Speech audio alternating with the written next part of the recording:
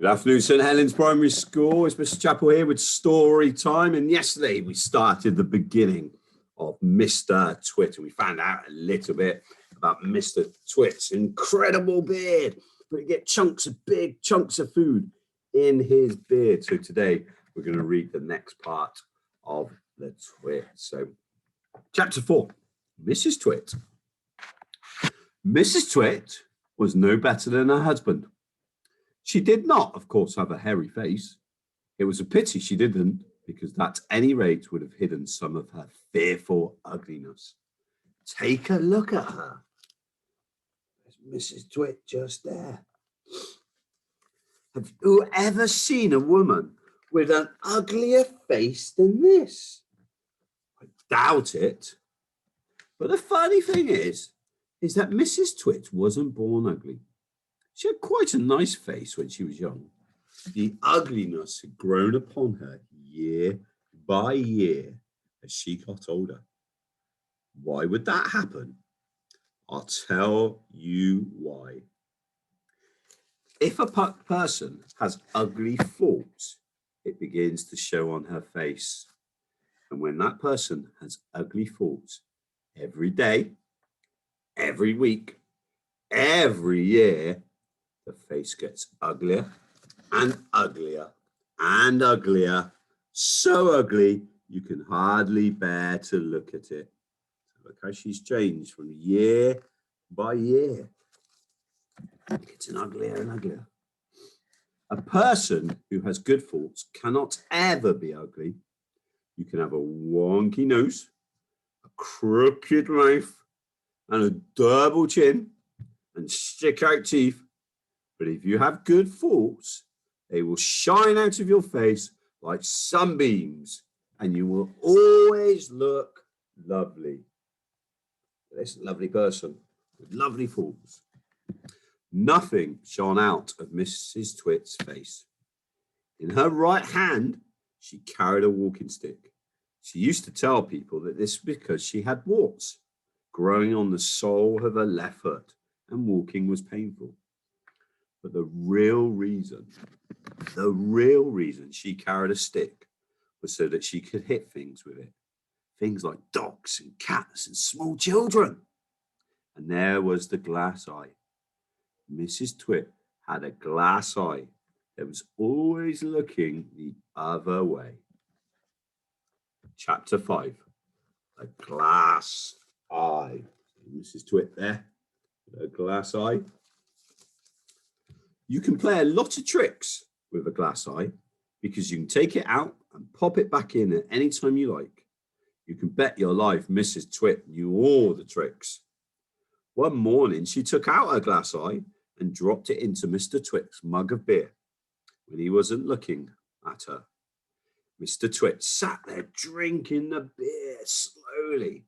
The froth made a white ring on the hairs around his mouth.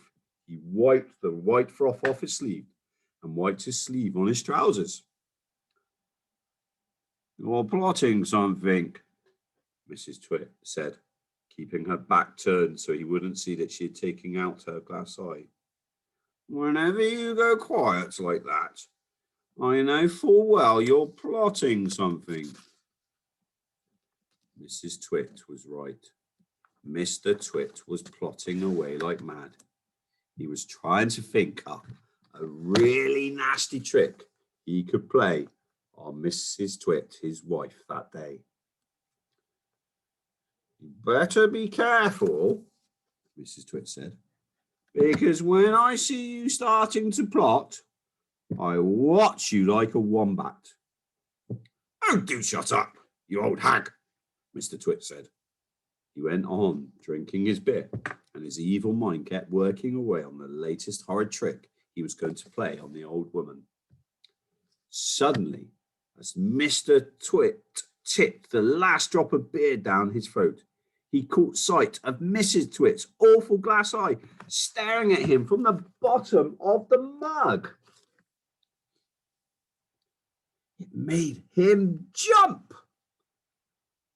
I told you I was watching you, Mrs. Twit cackled. I've got eyes everywhere, So you better be careful. Very nice, Mr and Mrs. Twit, are they? Chapter 6, The Frog. To pay her back for the glass eye in his beer, Mr. Twit decided he would put a frog in Mrs. Twit's bed.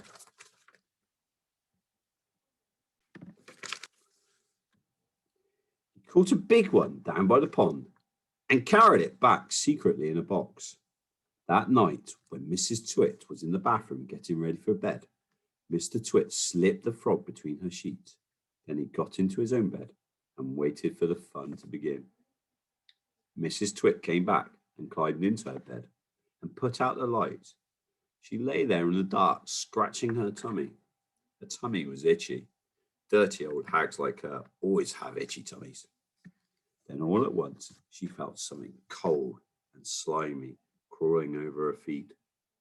She screamed. "What's the matter with you?" Mr. Twit said. "Help!" screamed Mrs. Twit, bouncing about. "There's something in my bed." "I bet it's that giant skinny wiggler I saw on the floor just now," Mr. Twit said. "That what?" screamed Mrs. Twit. "I tried to kill it, but it got away," Mr. Twit said. "It's got teeth like screwdrivers." "Help!" screamed Mrs. Twit. "Save me! It's all over my feet." "It'll bite your toes off," said Mr. Twit. Mrs. Twit fainted. He poured the water over Mrs. Twit's head to revive her. The frog jumped up from under the sheets to get near the water. It started jumping about on the pillow. Frogs love water. This one was having a good time.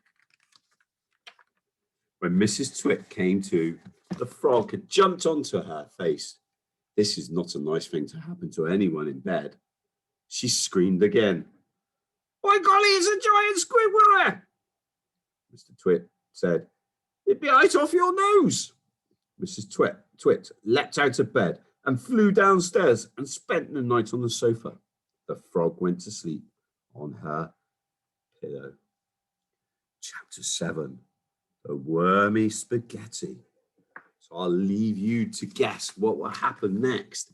So they've been playing tricks on each other. Mrs. Twit with the glass eye in Mr. Twit's beer. Mr. Twit then tricking Mrs. Twit with the frog.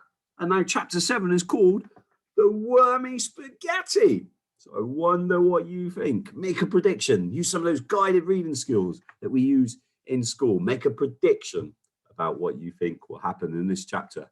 And tune in tomorrow to find out more. Have a good evening. Take care. Bye.